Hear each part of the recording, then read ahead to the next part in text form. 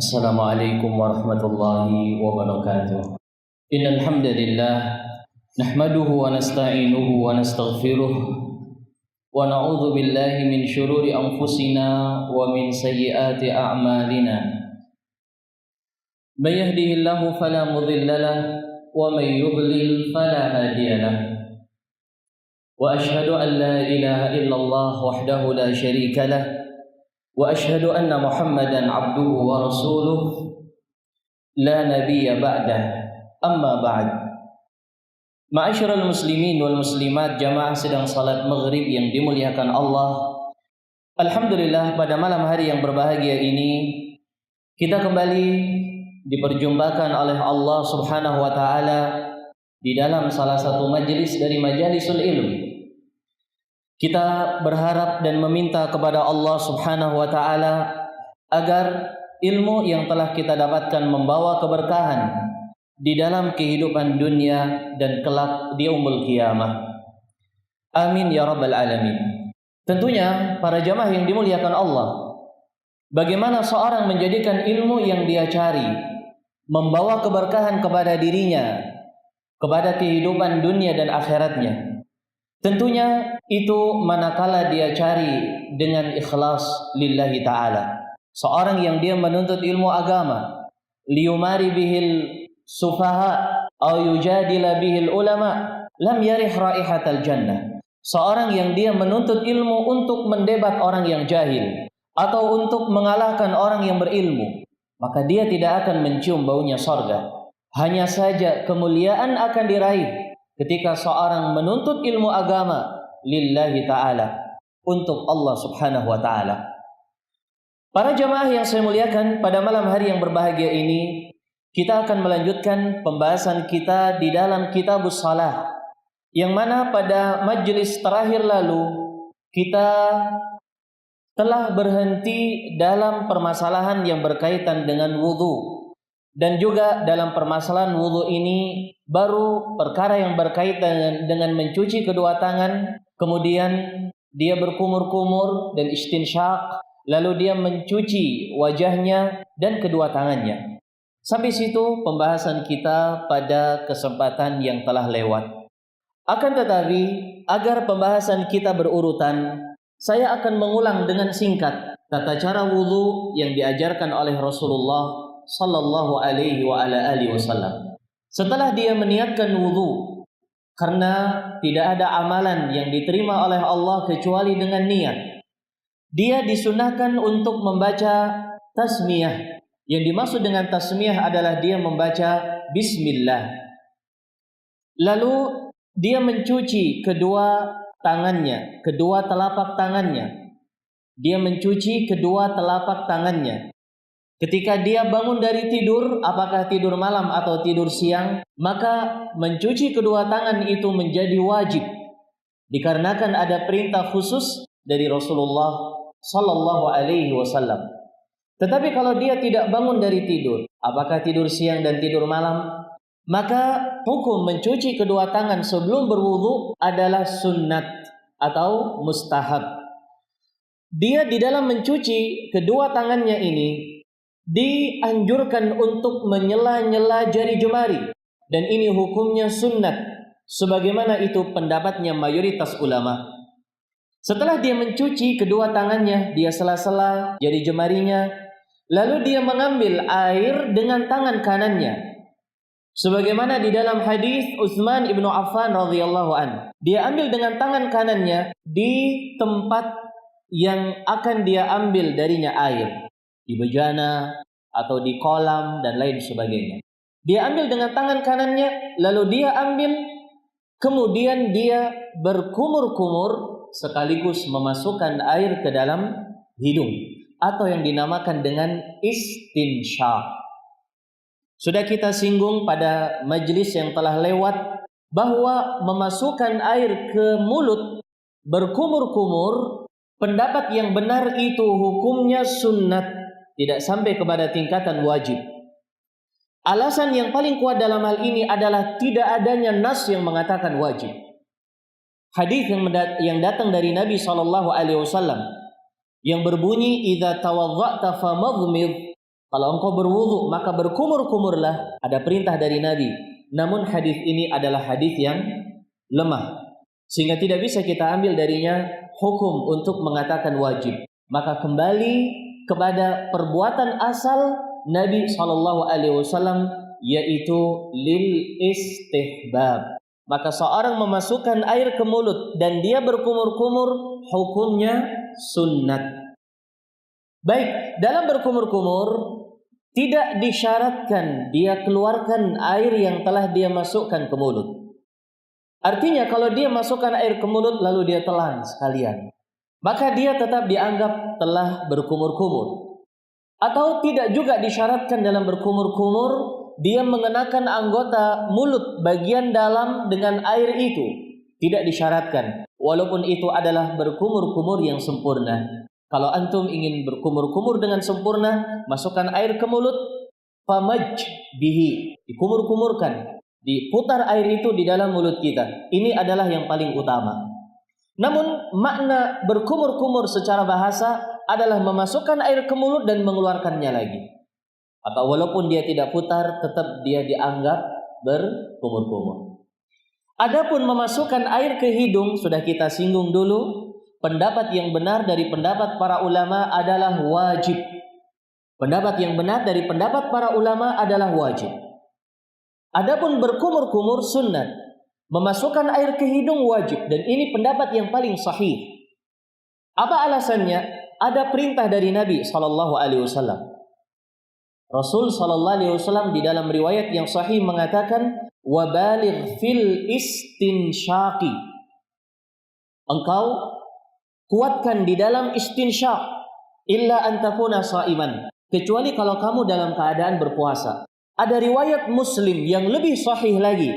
Rasul SAW mengatakan, idza tawadda'ta fastanshik bimin khairihi minal ma. Kalau engkau berwudu maka istinsyaqlah. Istinsyaqlah ke dalam kedua lubang hidungmu dengan air. Dan kita semua tahu dalam kaidah usuliyah, annal amra yaqtadil wujub. Perintah itu memberikan makna wajib. Adapun berkumur-kumur tidak ada perintah dari Nabi. Untuk kita katakan wajib tidak bisa. Kembali kepada hukum asal perbuatan Rasul SAW. Adapun memasukkan air ke dalam hidung ada perintah dari Nabi. Dan hukum asal dalam perintah adalah apa? Wajib. Dan tidak ada yang memalingkan dari hukum asal wajib kepada sunnah. Maka kembali kepada hukum asal, yaitu wajib. Setelah kita memasukkan air ke hidung kita dan kita keluarkan, yang dinamakan dengan istinsyar, maka kita mencuci wajah kita. Di sana ada pembahasan apakah di dalam berkumur-kumur dan istinsyak dengan 2 kali pengambilan air. Jawabannya adalah afdhalnya dengan sekali mengambil air. Dengan sekali mengambil air. Kenapa demikian? Karena semua sahabat yang meriwayatkan dalam tata cara wudunya Nabi SAW, semuanya menyebutkan bahwa Nabi SAW dalam berkumur-kumur sekaligus memasukkan air ke dalam hidung. Famadmadha wastansyaqa wastanthara bi 3 ghurafat. Dalam hadis Utsman yang sudah kita bahas dan juga datang dari hadis Abdullah bin Zaid, Nabi SAW berkumur-kumur lalu memasukkan air ke dalam hidung dan mengeluarkannya. Maka seorang yang dia memahami masalah fikih dengan benar, dia akan berjalan di atas dalil. Walaupun ada khilafiyat di kalangan para ulama, tapi kembalinya kepada dalil. Ini adalah kata kunci dalam memahami permasalahan fikih, jamaah yang dimuliakan Allah. Benar. Sikap kita dengan orang yang tidak seperti kita dalam masalah fiqhiyah ada toleransi. Kita harus berlapang dada. Kita paham bahwa sebagian ulama Syafi'iyah mereka menganjurkan dengan dipisah. Berkumur-kumur dengan 3 kali mengambil air, lalu kembali mengambil air dan istinsya. Begitu para jamaah. Tetapi kalau kita lihat dalam dalilnya, tidak ada dalil yang menunjukkan perkara itu. Al-ibrah bid dalil. Ini konsep dalam memahami fikih. Bukan kemudian ketika ada khilaf, lalu kemudian udah semuanya boleh. Tidak. Bukan seperti itu konsep dalam memahami masalah fikih. Dalam setiap masalah fikih kebenaran hanya satu. Para jamaah yang saya muliakan, al-haq wahid, kebenaran hanya satu. Benar, kalau kita membuka buku-buku fikih para ulama, wah banyak sekali nanti pendapat-pendapat para ulama. Sampai dalam masalah kunut. Banyak para ulama yang berpendapat dan menganjurkan kunut di waktu subuh. Walaupun itu qaumun syuwad, orang-orang yang sedikit dari kalangan para ulama. Imam Syafi'i sendiri tidak berpendapat seperti itu. Tetapi al-ibrah bid dalil. Kalau kita sudah memahami ada dalil, kita pegang. Kalau tidak ada dalil, siapapun yang berpendapat dengan pendapat itu, kita akan mengikuti apa yang datang di dalam Wallahu a'lam bishawab. Baik, kemudian kita mencuci wajah, dan sudah kita singgung bahwa wajah batasannya, definisi secara bahasa, ma yuwajih bihin nas. Seorang yang berhadapan-hadapan yang kelihatan dari depan itu namanya wajah. Tapi dalam istilah syar'i, dalam bab wudu, wajah adalah dimulai dari ini. Ini telinga seseorang ada daun yang keluar sedikit, ya, dari ini ke sini, dari kanan ke kiri. Ini wajah. Kemudian dari tempat tumbuhnya rambut orang yang normal sampai di bawah dagu. Jenggot laki-laki kalau dia punya jenggot itu tengah-tengah. Ada sebagian jenggot yang ke bawah bagian wajah, ada yang tidak. Makanya permasalahan mencuci jenggot akan kita sebutkan nanti. Ini adalah batasan wajah dan dikembalikan kepada batasan orang yang normal. Kalau ada yang maaf kebetulan terlalu tinggi tumbuh rambutnya atau terlalu rendah, itu tidak dianggap. Baik, hadirin yang dimuliakan Allah Ta'ala, termasuk ini bagian samping tempat tumbuhnya brewok. Ini juga termasuk bagian dari wajah. Yang kita di dalam berwudu jangan lupa ini dikenain. Jangan gara-gara begini akhirnya kadang di sini ketinggalan sedikit. Wudu kita tidak sah. Baik, adapun apa yang ada di dalam mata, ya, apa yang ada di dalam mata ini tidak dianjurkan untuk dicuci. Kenapa demikian? Pertama, tidak ada dalil dari Nabi SAW yang menunjukkan perkara itu. Kedua, apa yang ada di dalam mata ini adalah sesuatu yang tertutup dan akan memudaratkan dia seandainya sering dan terus-menerus dia kenakan air. Dalam konsep syariat la dharara wa la dhirar, ada sebagian sahabat yang berpendapat mencuci dalam mata. Kalau wudu beliau masukkan air ke dalam mata. Diriwayatkan dengan sanad yang sahih dari Abdullah bin Umar. Sehingga beliau di akhir hayatnya beliau buta karena selalu sering memasukkan air ke dalam mata. Tapi ini adalah ijtihad beliau. Beliau mendapatkan pahala dengan ijtihad beliau. Namun al-ibrah bid-dalil. Dalil yang datang dari Nabi SAW tidak disebutkan perkara tersebut. Maka kita tidak perlu memasukkan air ke dalam mata. Adapun jenggot, hadirin yang dimuliakan Allah, cara mencucinya itu tergantung lebat tidaknya jenggot. Bagaimana seorang menentukan ini jenggot dia lebat dan tidak? Disebutkan oleh para ulama seperti Syekh Ibn Utsaimin dan selain beliau, dengan dilihat dari arah depan dia. Seandainya kulit dari jenggot itu terlihat, ketika dia melihat dari arah depan, maka itu tandanya jenggotnya jenggot yang tipis. Kalau dilihat kulit rambut jenggotnya ini tidak terlihat, maka jenggot dia dianggap sebagai jenggot yang lebat. Ini cara mengklasifikasikannya. Adapun tata cara mencucinya, seandainya jenggotnya tipis ya para jamaah, maka wajib dikenakan di kulit jenggot. Kita laki-laki ya, kalau laki-laki sudah menjadi sunnatullah, Allah tumbuhkan jenggot untuk mereka, dan sudah menjadi syariat Nabi SAW agar jenggotnya diapakan? Dipelihara. Dan ini adalah salah satu dari bentuk rujulah yang dimiliki oleh seorang lelaki. Dan ini adalah kodrat seorang lelaki, dipelihara. Kebalikan kodrat seorang wanita, seandainya tumbuh jenggot kepada mereka, wajib diapakan? Wajib dicukur atau wajib dicabut seandainya ada. Nah, ketika jenggotnya itu kelihatan kulit rambutnya, maka dia wajib mengenakan air ke dalam. Bisa dipahami para jamaah? Tapi kalau jenggotnya lebat, cukup dia sela-sela. Cukup dia sela-sela. Bagaimana menentukan jenggot kita besar, lebat atau tipis? Ya udah, ngadep cermin aja, lihat. Kelihatan nggak nih dasarnya? Kalau kelihatan, maka sesuai yang kita sebutkan tadi. Wallahu a'lam bishawab. Baik, setelah kita mencuci wajah, kita beralih kepada kedua tangan sampai kedua siku. Dan kalau tidak salah, berhenti di sini pembahasan kita. Baik para jamaah yang saya muliakan, dulu ketika kita membahas pembahasan wudu, kita mengacu kepada hadis Utsman ibnu Affan yang diriwayatkan Bukhari Muslim. Kita kembali kepada hadis itu juga. Kemudian Humran Maula Utsman menceritakan bagaimana wudunya Utsman. Kata Humran, wa ghassala yadayhi ilal mirfaqaini thalatha. Rasul sallallahu alaihi wasallam mencuci kedua tangannya sampai kedua sikunya 3 kali.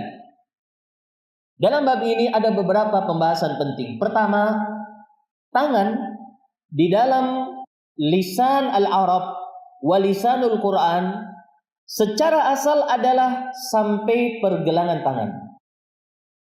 Kalau antum melihat nas dalil yang menunjukkan tangan di dalam ayat atau hadis, maka maknanya sampai apa? Pergelangan. Ini hukum asal. Ini faidah penting ketika kita akan bahas masalah tayamum nanti. Ketika akan kita bahas tayamum nanti, ini akan kita ulang kembali kaidah ini. Dan juga berkaitan dengan hukum qisas. Hukum qisas. Seorang yang dia mencuri sesuai dengan kriteria-kriteria penjelasan syariat, lebih dari 1/4 dinar dari barang yang dia curi, barang yang tersembunyi dan lain sebagainya. Apa hukuman Islamnya? Dipotong? Sampai mana potong tangannya? Sampai pergelangan. Faqta'u aydiyahuma jazaan bima kasaba nakalan minallah. Potong kedua tangannya. Potong kedua tangannya. Apakah kemudian dipotong sampai siku? Kan wudu juga sampai siku. Keliru jawabannya. Yang benar adalah potong sampai pergelangan tangan. Karena itulah makna tangan al-yad secara lughah. Adapun dimaknakan lebih dari pergelangan tangan dengan dalil. Makanya dalam dalam hadis ini atau dalam ayat disebutkan ilal mirfaqain, sampai siku. Berarti keluar dari hukum makna asal tangan yang awalnya sampai pergelangan ditafsirkan sampai kemana para jamaah? Siku. Ini adalah makna dari kata-kata al-yad di dalam lisan al-Arab.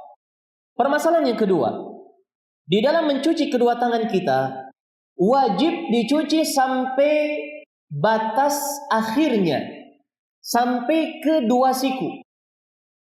Sampai kedua siku. Nah, di sana muncul pembahasan para ulama. Apakah kedua siku ini termasuk bagian yang wajib kita cuci atau tidak?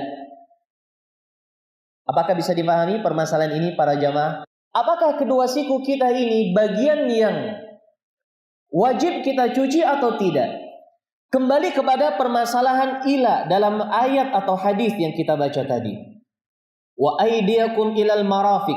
Apakah ila ke itu artinya masuk di dalam bagian setelahnya, ataukah ila maknanya akhir? Kalau ila ini maknanya masuk dalam bagian setelahnya, maka siku termasuk wajib dicuci. Namun pendapat yang sahih bahwa ila dalam ayat atau hadis yang kita baca tadi adalah menunjukkan batas akhir. Artinya siku tidak wajib dicuci secara hukum asal. Siku tidak wajib dicuci secara hukum asal. Namun para ulama mengatakan, dan ini mayoriti para ulama, seorang tidak mungkin mencuci kedua tangannya sampai batas ujung tangan kecuali dengan dia memasukkan sedikit dari bagian siku. Maka sama dengan mencuci kedua tangannya juga sampai siku. Jadi pahami nggak para jamaah? Baik, artinya secara hukum asal siku tidak masuk. Tetapi tidak mungkin seorang mencuci kedua tangannya sampai batas akhir yang ditentukan oleh syariat, melainkan dengan masuk sedikit dari bagian siku, sehingga semuanya telah terkena air wudhu. Oleh karena itu sama dengan kesimpulannya, mencuci kedua tangan harus dimasukkan bagian siku walaupun sedikit. Demikian yang disebutkan oleh para ulama. Baik, kemudian perkara yang ketiga, tidak ada ketentuan tata cara mencuci kedua tangan. Artinya seorang boleh dia mencuci dengan digosok-gosok, boleh dia mencuci dengan keran, di bawah keran, dan lain sebagainya yang masuk dalam makna mencuci di dalam lisanul Arab. Tidak ada konsep dari Nabi SAW apakah harus diulang-ulang dan lain sebagainya. Dia gosok-gosok, tadlik, dia bersihkan dan lain sebagainya. Tidak ada yang disebutkan oleh para ulama dalam hal ini. Baik, kemudian kita akan berpindah setelah mencuci kedua tangannya. Summa masaha bi ra'sih. Lalu Nabi SAW mengusap kepalanya. Mengusap kepalanya. Dan ini banyak hal yang perlu kita pahami. Pertama, jamaah yang dimuliakan Allah, yang dimaksud dengan mengusap kepala adalah rambut kepala. Yang dimaksud dengan kepala adalah rambut kepala. Ya, adalah rambut kepala. Bagian kepala adalah tempat tumbuhnya rambut. Ini yang dimaksud dengan ra's. Ini pertama. Yang kedua, dalam mengusap kepala kita tidak menggunakan, saya ulangi, Al-Quran tidak menyebutkan ghasl tetapi mash. Dan ini menunjukkan perbedaan antara mencuci dengan mengusap. Beda antara mencuci dan mengusap. Maka bedakan para jamaah manakala kita mengusap kepala dengan mencuci muka dan tangan. Karena lafaz dalam ayat dan hadis berbeda. Ini yang kedua. Yang ketiga, para ulama menyebutkan ba di dalam ayat wamsahu biru'usikum, dan usaplah bi dengan kepala-kepala kalian. Ba dalam ayat itu maknanya adalah lil ilsaq. Ba dalam ayat itu maknanya adalah lil ilsaq.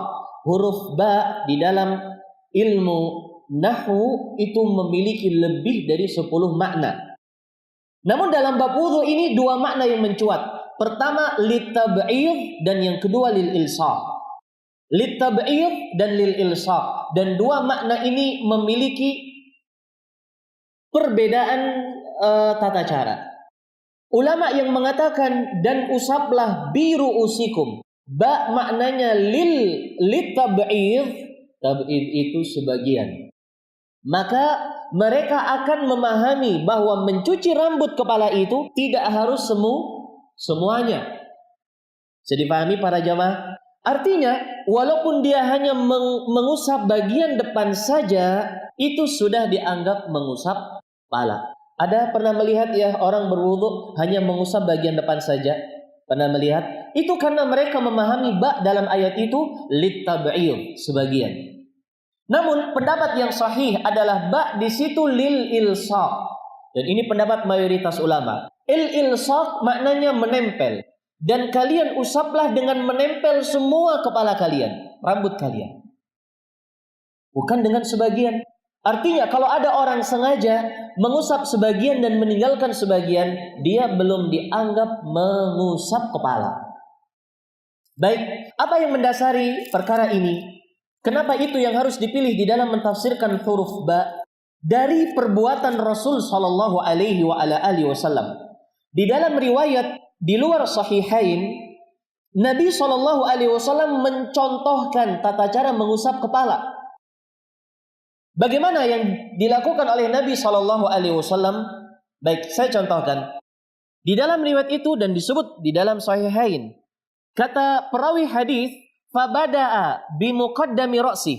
Jadi beliau menggunakan dua telapak tangannya lalu memulai dengan mengusap bagian depan kepala, muqaddami ra'sih. Tsumma dhahaba bihima ila qafah, lalu ditarik ke bagian tengkuknya. Tsumma raddahuma ilal makani alladhi bada'a min, lalu dikembalikan ke tempat berasalnya cucian tersebut. Dari depan ke belakang kemudian ke depan lagi. Sekarang kalau tata caranya seperti itu, lebih tepat mana ba dimaknakan tab'id atau ilsaq?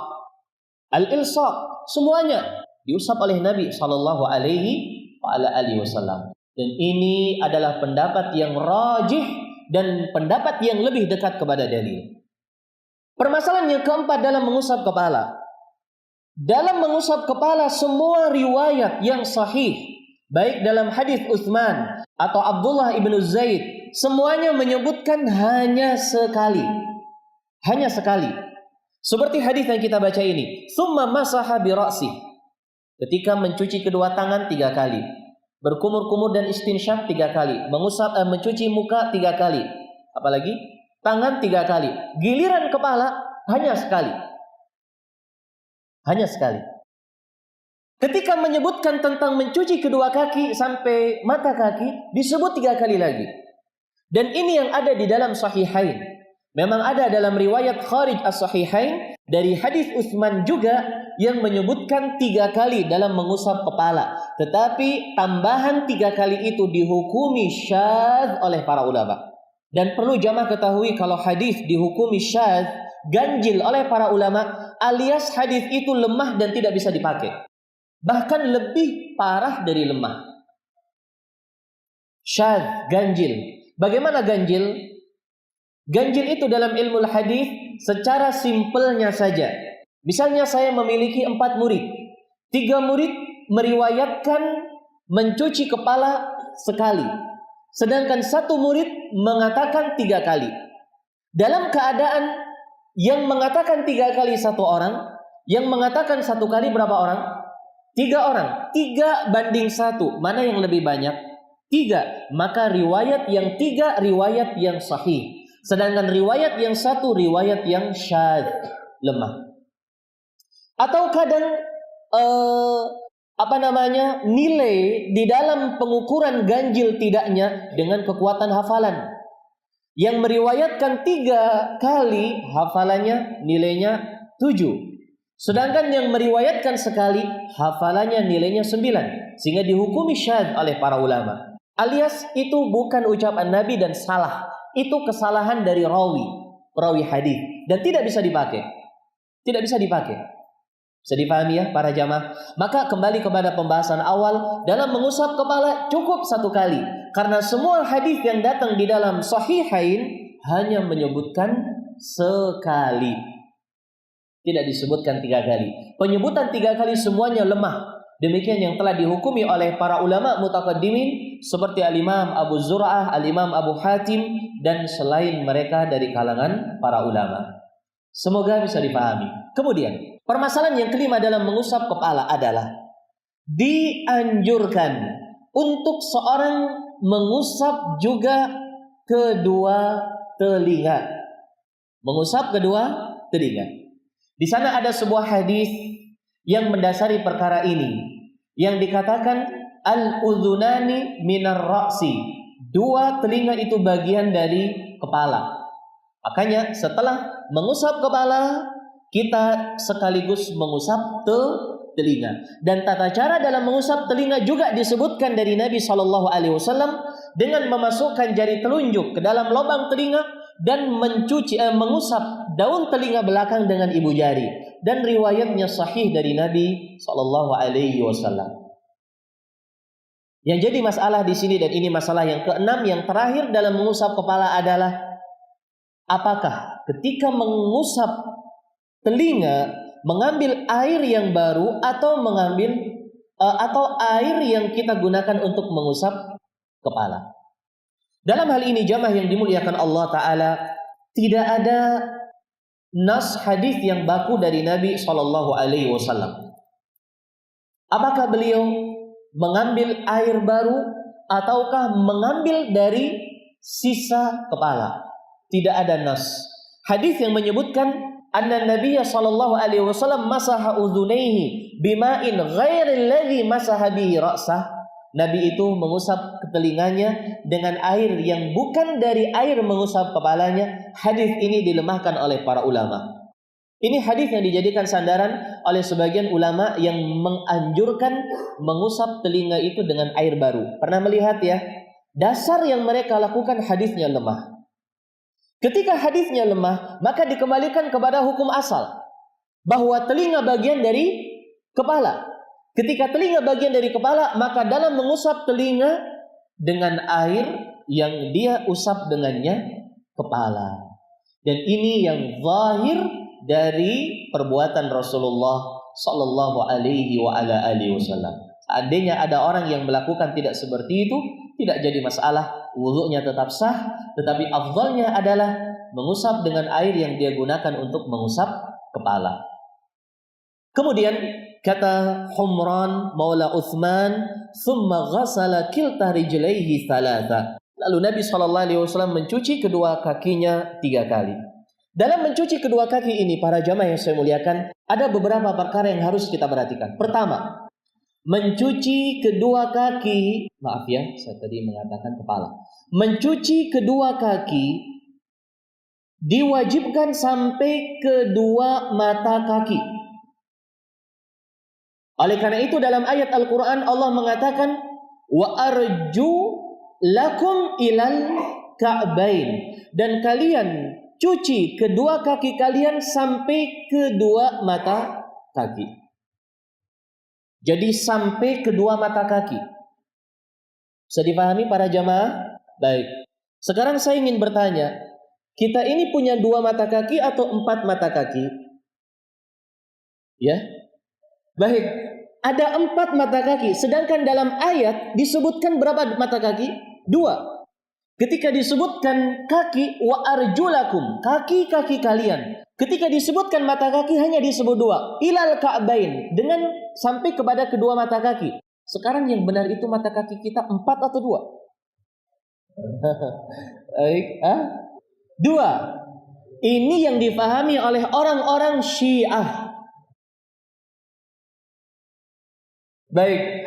Kenapa demikian para jamaah? Mereka memahami kalau mata kaki yang disuruh untuk dicuci dalam ayat itu cuma 2. Tapi yang mereka pahami tidak seperti mata kaki yang kita pahami. Mana yang difahami oleh orang-orang Syiah dalam memahami kedua mata kaki dalam ayat itu? Silahkan para jamaah melihat ke kaki-kaki masing-masing. Coba perhatikan ada tulang yang menonjol di bagian depan. Ada atau tidak? Ada. Nah, itulah mata kaki kata mereka. Setiap kaki 1, kanan 1, kiri 1. Maka mata kaki ada berapa? 2, betul kan? Baik. Tetapi itu tidak sesuai dengan pemahaman para sahabat. Yang mereka pahami dalam hal ini adalah mata kaki yang ma'ruf. Yang setiap 1 kaki ada 2. Ketika 1 pasang kaki semuanya ada 4. Apa yang mendasari perkara ini para jamaah? Ketika Nabi menjelaskan tata cara umroh. Kalau orang itu ihram, boleh nggak dia memakai sepatu? Boleh atau tidak? Boleh atau tidak? Umroh yang sudah pernah umroh ini, boleh nggak dia pakai sepatu? Sepatu ninja, sepatu PDL, sepatulah yang penting. Karena dingin, lagi musim dingin. Pakailah dia sepatu sampai tengah-tengah betis. Boleh atau enggak jamaah? Tergantung sepatunya. Kalau sepatunya menutupi kedua mata kaki, tidak boleh. Ya. Tapi kalau sepatunya tidak menutupi kedua mata kaki, boleh. Nah, di situ Nabi menyuruh kepada orang yang dia ihram pakai sendal. Lalu Nabi mengatakan, fa illam yajid na'lain. Kalau dia tidak punya 2 sendal, falyalbis khuffain, pakai 2 khuf. Tahu khuf ya? Khuf itu mirip sepatu ninja. Lalu potonglah sejajar kedua mata kaki. Ini akan berfungsi, para jamaah ingat, ketika membahas tata cara mengusap di atas khuffain dan tata cara salat menggunakan sendal. Akan dibahas nanti dalam tempatnya. Jadi para jamaah yang saya muliakan, yang difahami oleh para sahabat, mata kaki ya ini. Setiap 1 kaki ada 2, 1 pasang ada 4. Itu yang dipahami. Dan ini menunjukkan kepada kita bahwa Ahlussunnah wal Jamaah tidak memahami Al-Quran dengan akal-akal mereka. Tapi mereka mengambil pemahamannya dari para sahabat Rasul sallallahu alaihi wasallam. Baik, ini adalah perkara yang pertama. Jadi jangan salah ya. Ketemu ya mata kaki yang dianggap oleh orang Syiah tadi? Baik, bagian depan ada yang menonjol, tulang menonjol. Itulah mata kaki ala orang Syiah. Masalah yang kedua kita selesaikan pada malam hari ini. Di dalam kaki yang dituntut oleh syariat adalah mencuci, bukan mengusap. Dan bagi penggemar ilmu nahwu ada sebuah masalah. Dalam ayat surat Al-Maidah, faghsilu wujuhakum dengan nasab fathah, wa aydiyakum dengan fathah juga. Kalian cuci wajah kalian, wujuha. Bisa dipahami para jemaah? Wa aydiyakum, dan cuci juga, ini atof kembali kepada wajah. Berarti tangan juga dituntut untuk dicuci. Kenapa? Karena dibaca dengan fathah. Wujuhakum wa aydiyakum. Sama fathah. Lalu di dalam kepala Allah merubah bunyinya, bunyi perintahnya. Wamsahu, bukan lagi wangsilu. Wamsahu biru'usi. Kasrah. Kenapa kasrah? Karena kemasukan amil jar, yaitu ba. Wamsahu biru'usikum. Sampai sini paham? Perintah untuk kepala diusap atau dicuci? Diusap. Biru'usikum. Nah, dalam kaki wa arjulakum atau wa arjulikum dalam Qur'annya kita. Wa arjulakum itu bacaan kita. Qiraah Hafs an Asim dengan nasab arjul. Wa arjulakum ilal ka'bain. Berarti ketika di fathah kembalinya ke kepala atau ke tangan dan muka? Ke tangan dan muka, karena tangan dan muka di fathah. Waghsilu faghsilu wujuhakum wa aydiyakum ilal marafiq wamsahu biru'usikum wa arjula, kembali kepada tangan dan wajah. Berarti jelas. Namun dalam qiraah yang lain, dan itu qiraah yang sabit, dibaca dengan kasrah. Wa arjulikum ilal ka'bain. Ini yang muncul permasalahan di kalangan para ulama, dan ini dijadikan dalil oleh kelompok Syiah Rafidhah yang mereka di dalam berwudu tidak mencuci kaki, namun mereka mengusapnya. Ya, namanya pun mengusap sampai ke batas mata kaki mereka. Diusap bagian depan saja. Tetapi para jamaah yang saya muliakan, saya tidak perlu menjelaskan bagaimana jawaban kepada orang Syiah yang jelas dan yang penting untuk menghemat waktu. Kita semua tahu bahwa di dalam permasalahan kaki kita dituntut untuk mencuci, bukan mengusap. Allahu a'lam bishawab. Kelihatannya waktu tidak mendukung untuk kita lanjutkan, tetapi sudah selesai. Begitulah tata cara wudu. Tinggal pembahasan penyempurnaan terkait permasalahan jumlah di dalam mengusap masing-masing anggota, ya, apakah boleh sekali saja masing-masing atau 2 kali atau 3 kali, kemudian berapa batas air yang paling minimal dan paling ideal, kemudian perkara yang berkaitan dengan mengusap kepala. Kalau misalkan seperti saya menggunakan imamah, apakah harus saya lepas atau boleh saya usap? Gimana kalau jamaah pakai peci, apa boleh diusap? Para perempuan, ibu-ibu, akhwat yang mereka menggunakan jilbab atau harus berwudu di tempat yang terlihat oleh laki-laki yang bukan mahram, apakah boleh mengusap? Sekaligus berkaitan dengan perkara yang berkaitan dengan mengusap khuf, sepatu, sendal yang dipakai, dan juga yang berkaitan dengan tayammum. Insyaallah semuanya akan kita kupas pada majelis yang akan datang. Wallahu a'lam bishawab. Sudah masuk waktu Isya dari tadi. Mohon maaf atas keterlambatannya. Kita cukupkan sekian. Subhanakallahumma wa bihamdik asyhadu an la ilaha illa anta astaghfiruka wa atubu ilaik. Wassalamualaikum warahmatullahi wabarakatuh.